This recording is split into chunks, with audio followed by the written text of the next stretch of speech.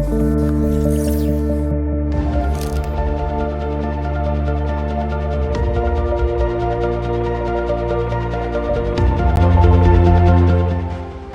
bonsoir à toutes et à tous. Merci donc d'assister à cette conférence qui va porter donc sur le vol des données de santé, gare au hold-up, puisque comme vous le savez, comme vous avez sans doute lu dans la presse, le vol de nos données de santé se multiplie.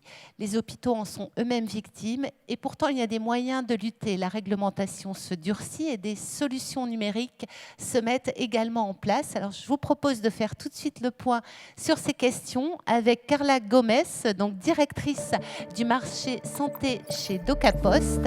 Et cet échange va être animé par Olivier Biscay, que je vous demande également d'accueillir, et donc qui est directeur de la rédaction du Midi Libre. Je vous en prie, prenez place pour aborder donc ce sujet tout à fait passionnant. Bonjour à tous. Bonjour à toutes et à tous. On va démarrer en effet avec vous, Carla Gomez, sur cette question majeure des données de santé, le vol des données de santé. Mais avant d'évoquer le vol et la fuite de données, évoquons les données. Peut-être des éléments chiffrés pour qu'on comprenne bien de quoi on parle quand on évoque les données. Absolument. Alors, quand on parle de données de santé, pour vous donner une idée, les données, d'une manière générale, chaque jour, on produit 2,5 trillions d'octets de données par jour dans le monde. Alors, on ne se rend pas bien compte de ce que ça représente, mais d'une manière un petit peu plus concrète, 90% des données dans le monde ont été créées durant ces 2 dernières années. Au niveau des données de santé, le volume des données double tous les 73 jours dans le monde. Donc c'est assez impressionnant. Et ces données sont le carburant de l'accélération dans bien des domaines, et surtout dans la santé. On est nous-mêmes producteurs de données. On mesure notre sommeil, le nombre de pas, le stress, etc. Et en l'occurrence, celles-ci sont partagées avec les fournisseurs d'IoT. Notons d'ailleurs que toutes ces données que l'on produit ne sont pas considérées comme des données de santé. Elles ne sont même pas considérées comme des données personnelles. Voilà, ce sont des données utiles. Et effectivement, on voit une augmentation générale des données de toutes parts. Et ces données sont vraiment de plus en plus présentes, de plus en plus volatiles. De plus en plus présentes, de plus en plus volatiles. Elles font l'objet, on le voit bien, dans l'actualité, à la fois de fuites, de vol, et ça, personne n'est à l'abri de cela. Absolument, nul n'est à l'abri d'une attaque, et en général, plus on est gros, plus on est visible, et plus on a de données sensibles, plus on a de risques d'attiser les convoitises.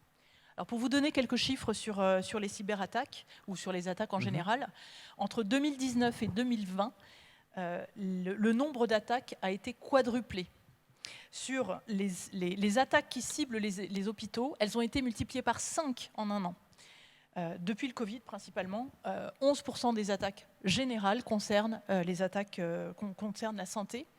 Et selon le secrétaire d'État à la transition numérique, Cédric O, les attaques ou les cyberattaques à l'encontre des hôpitaux représentent, il y en a une par semaine en 2021. Donc c'est assez impressionnant.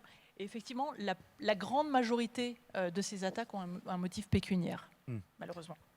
Et tous les territoires sont touchés et toute taille de centre hospitalier concerné. Bien sûr, ouais. En France et dans le monde. Alors, il y a plusieurs types d'attaques, parce que quand on parle d'attaques, ça peut être... alors, on a en tête les rançongiciels, les ransomware, qui sont des virus, et au même titre que le Covid, c'est des infections virales, cryptovirus, et en quelques secondes... En quelques secondes, ces virus bloquent l'accès à l'ensemble des données de l'établissement, l'ensemble des ordinateurs, et les hackers réclament une rançon pour les déverrouiller, pour décrypter les données. Alors, on se souvient, en tout cas dans le domaine médical, on se souvient du plus connu, le WannaCry. Expliquez-nous. Alors, le WannaCry, ça donne envie de pleurer. Ouais.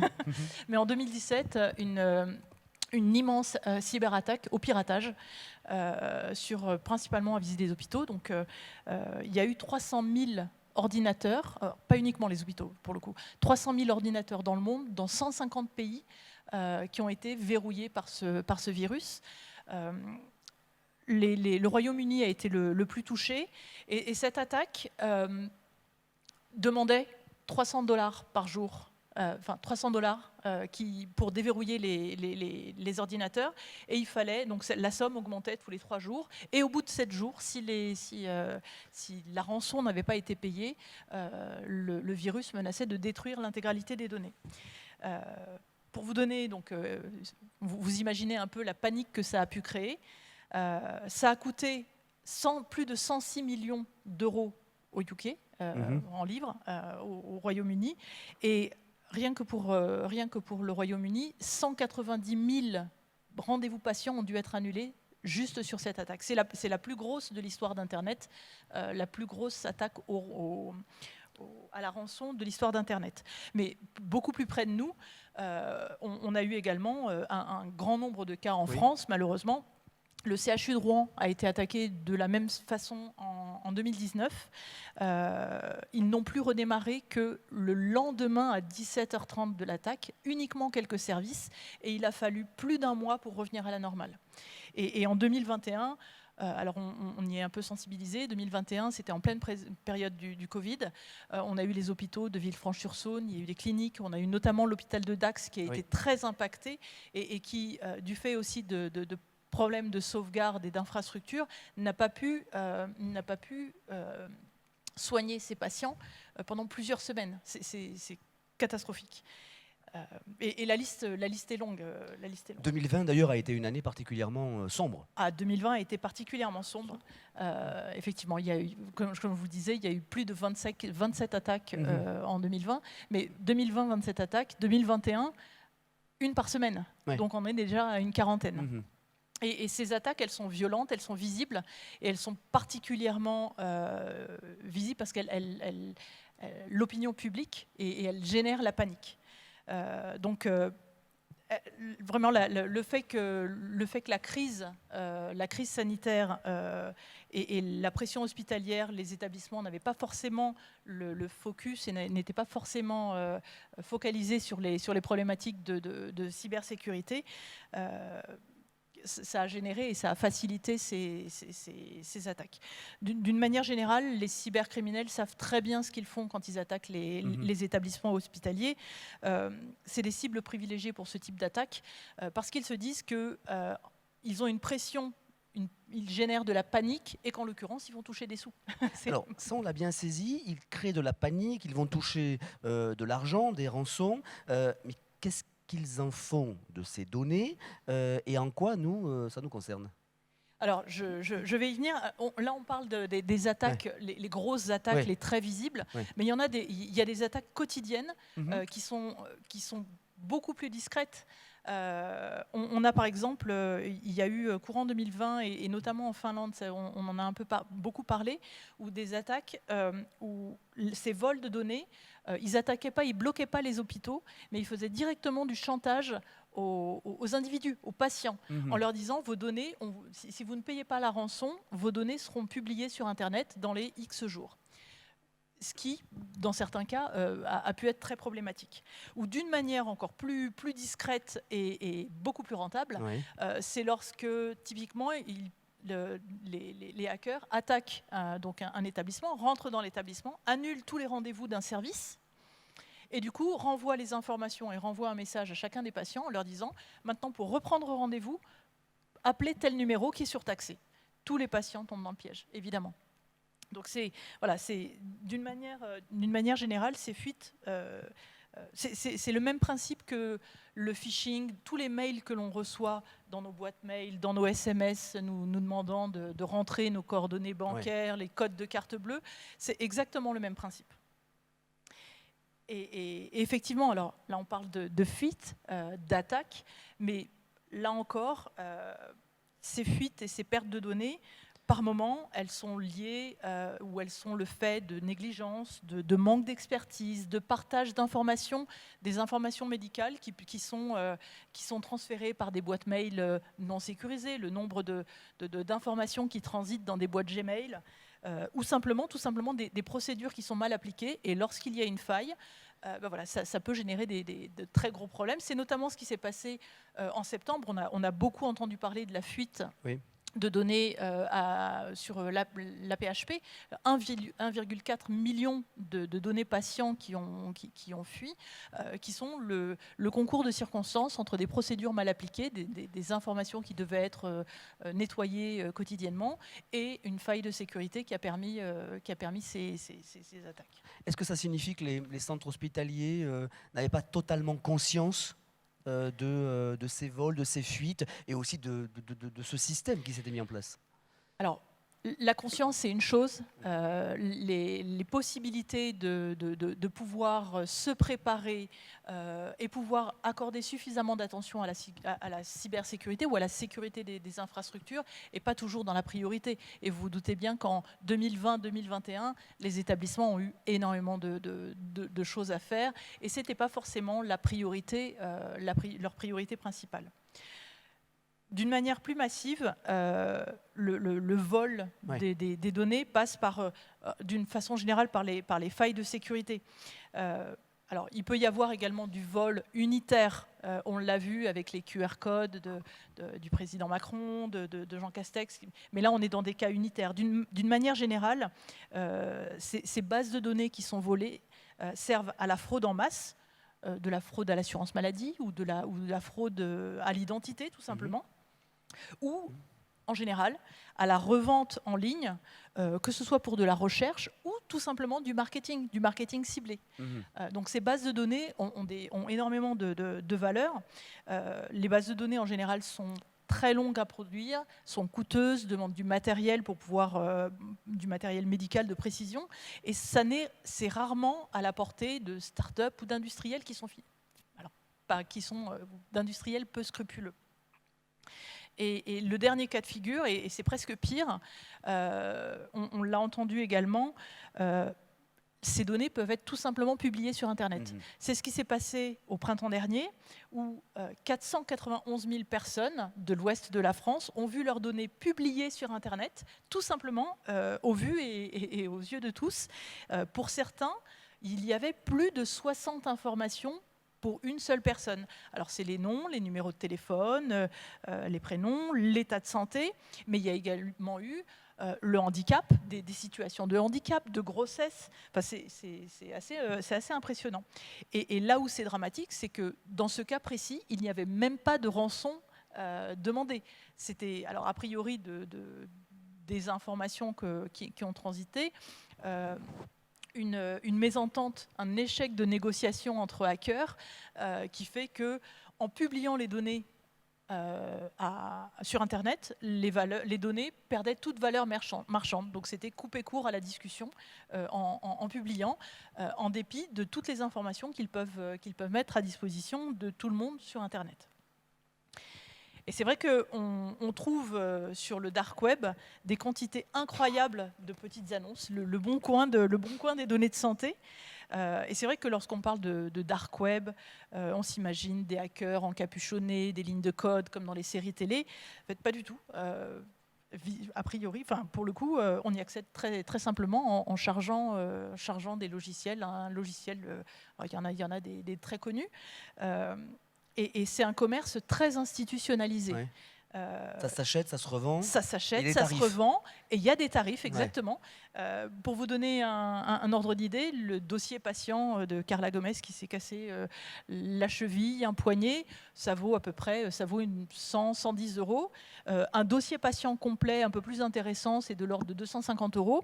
Et lorsque l'on a des dossiers patients complexes, avec des données de génétique, puisque ça se vend plus de 5 600 €.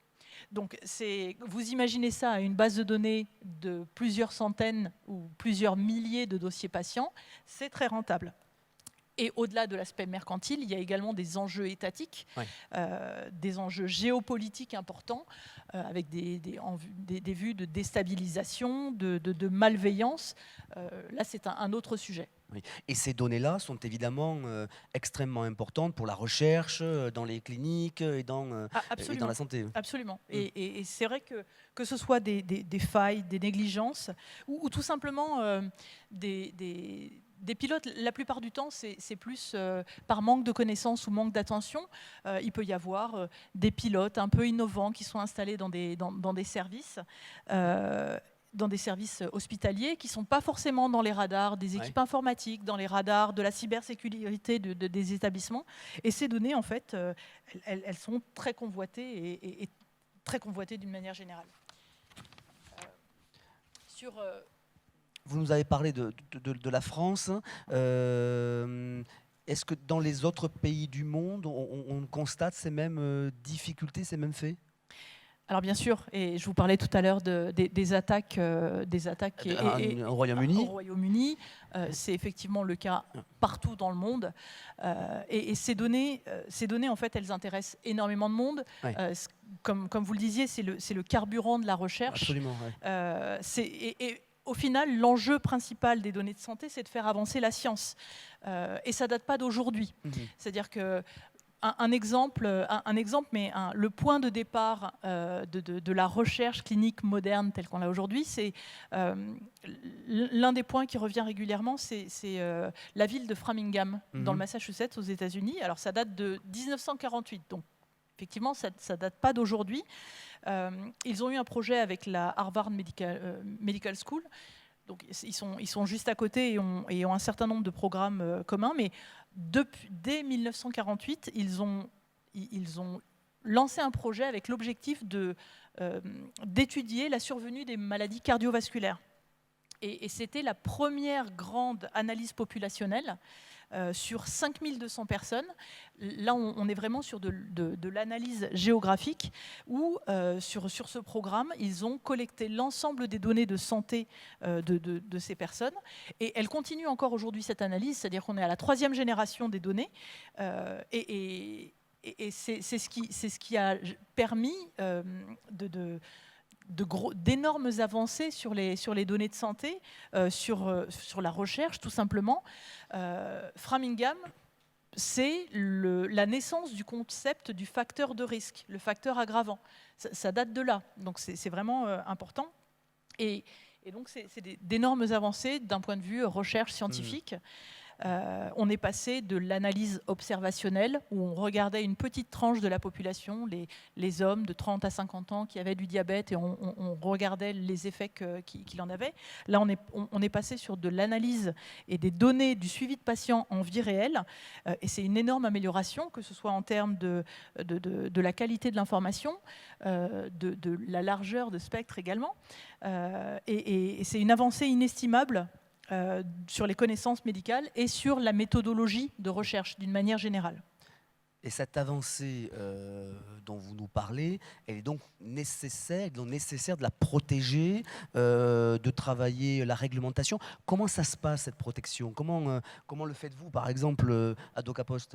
Alors justement, ces données ont impérativement besoin d'être protégées. On a besoin des données pour faire avancer la recherche, mais c'est surtout important de travailler d'une part avec des données de qualité, mais surtout dans un cadre qui soit sécurisé et souverain. En France, et c'est le cas, en France principalement, les hébergeurs de données de santé, donc c'est un agrément, et DocaPost a cet agrément sur la totalité des niveaux, sont garants de la protection et la sécurisation des données qu'ils opèrent. Alors, ce que ça veut dire, donc, je vous ai parlé de cet agrément sur 6 niveaux. Plus le niveau opéré, donc le niveau qui est utilisé de sécurité est élevé, plus on garantit la protection des données.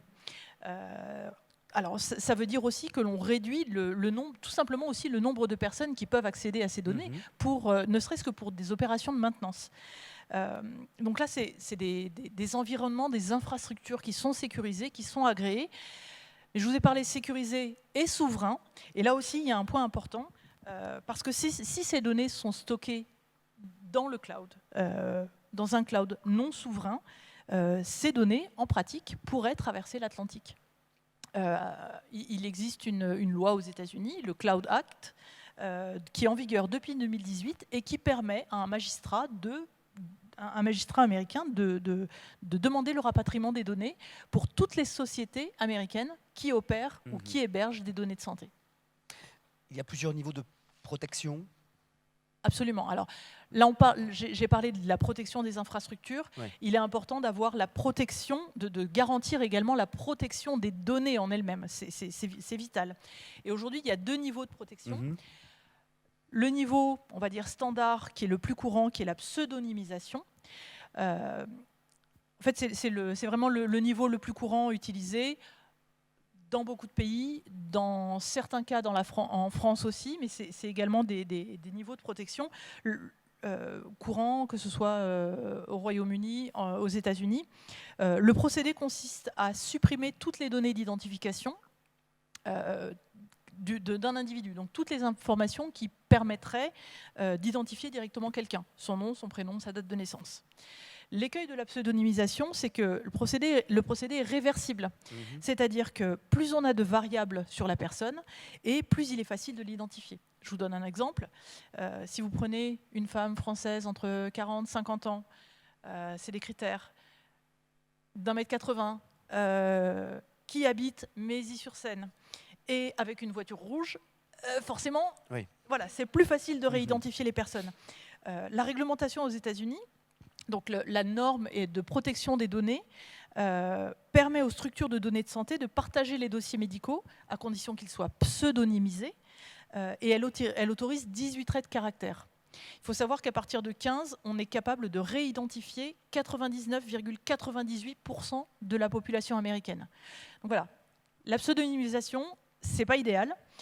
La garantie de la protection est donnée par l'anonymisation des données. Et ça, c'est particulièrement important. L'anonymisation consiste à modifier très légèrement les données, chacune des données de la personne, de façon à ne plus être capable de remonter jusqu'à la personne. C'est-à-dire qu'on change une date de naissance, un 26-08 en un 24-08, un 1,80 m, 1,79 m. Donc on change vraiment un tout petit peu les paramètres de façon à ce qu'on ne puisse plus revenir. Et c'est le seul moyen, l'anonymisation est vraiment le seul moyen de garantir la protection de l'identité des patients. Et effectivement, ça devrait être le standard. Comment elles sont protégées, ces données, en France ?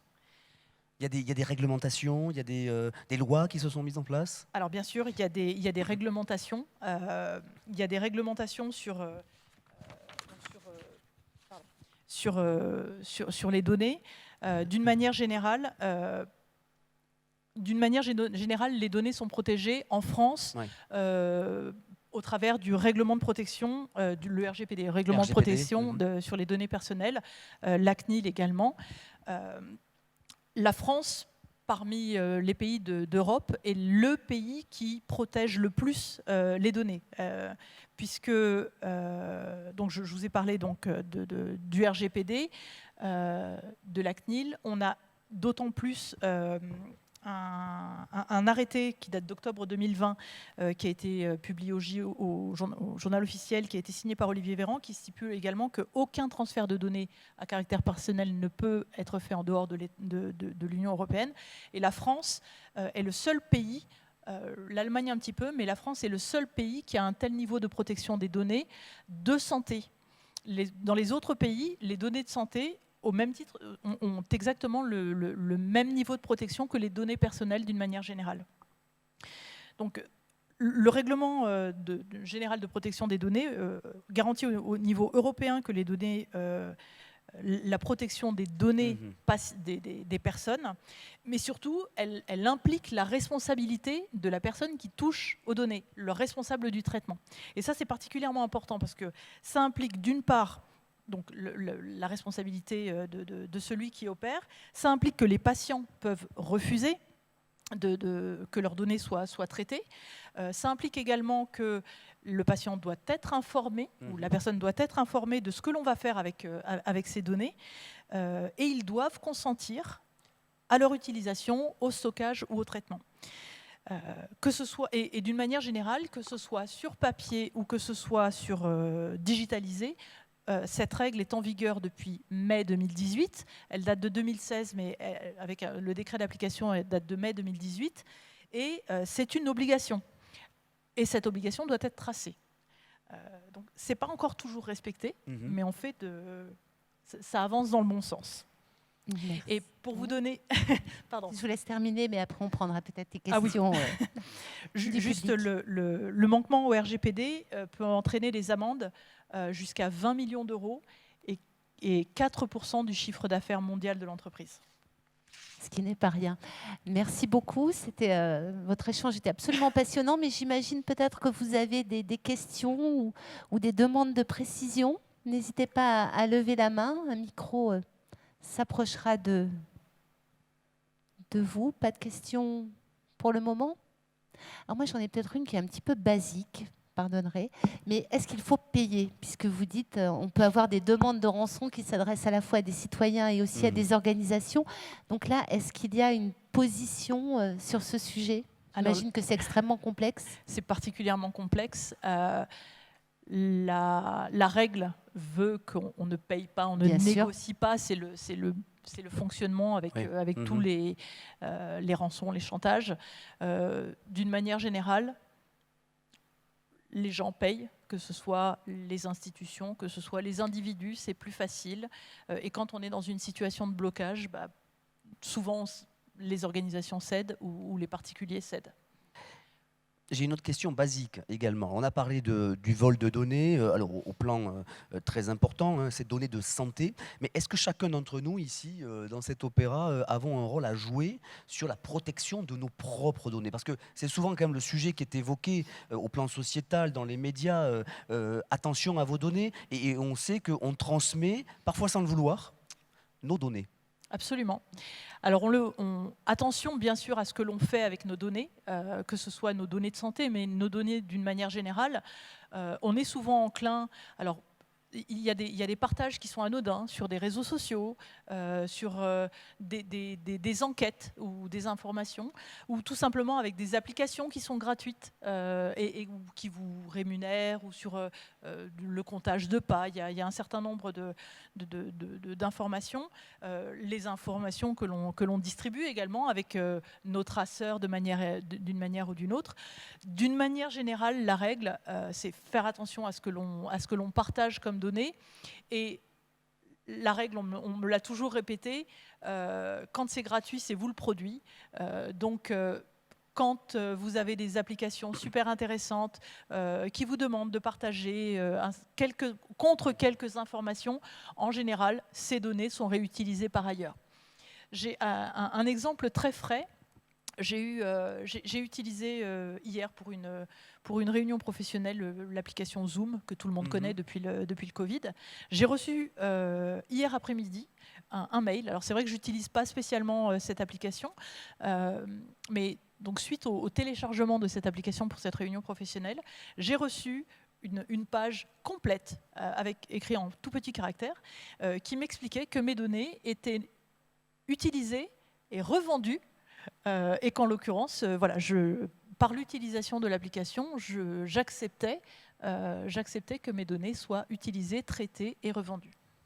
Voilà, ça fait partie du jeu de ces applications. À vous entendre tout à l'heure, vous indiquiez que la France avait plutôt avancé sur la réglementation, mais j'avais cru comprendre que dans certains rapports, le rapport Villani notamment, on avait du retard. Mais en quoi avons-nous du retard alors ? Alors, le rapport Villani en 2018 a effectivement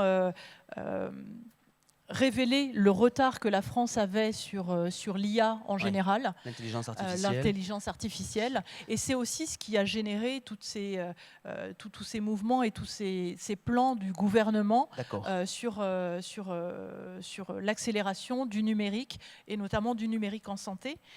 Sur les aspects de cybersécurité principalement, le gouvernement et notamment l'ANSSI, l'Agence nationale de sécurité des services d'information, et la CNIL ont dressé un rapport alarmant sur le constat du niveau de sécurité dans les établissements. Et notamment, il a révélé que des efforts constants étaient nécessaires pour pouvoir maintenir le niveau de sécurité attendu dans les établissements. Ils ont lancé un très grand plan, à hauteur de 350 millions d'euros sur les 2 milliards d'euros qui sont accordés à l'accélération du numérique en santé, le plan Ségur, et 350 millions d'euros pour soutenir les initiatives de mise en sécurité des infrastructures des établissements. La seule chose, c'est que pour pouvoir bénéficier de ces aides gouvernementales, les établissements doivent s'engager et doivent accepter de s'engager, doivent consacrer 5 à 10% de leur budget informatique à la cybersécurité. Donc ils ont besoin d'un accompagnement, ils ont besoin d'un accompagnement technique, d'un accompagnement financier également. Et effectivement, voilà, ce plan, j'espère, va aider également à cette accélération. Un autre point essentiel également, c'est qu'avec toutes ces attaques, le gouvernement a décrété a intégré l'ensemble des 135 GHT aux opérateurs de services essentiels, au même titre que les fournisseurs d'énergie et autres. Mais c'est un mouvement fort sur la sécurité en général. Merci beaucoup. Merci. Merci beaucoup Carla Gomez, merci Olivier Biscay, c'était vraiment extrêmement passionnant. Et écoutez, merci également à vous d'avoir suivi ce premier jour de conférence. On se donne rendez-vous demain, donc dès 10h, pour parler de l'ARN messager. Et il y aura là aussi des sujets extrêmement riches et variés. Donc nous vous attendons très nombreux demain. Bonne soirée à vous. Merci encore. Merci beaucoup. Merci.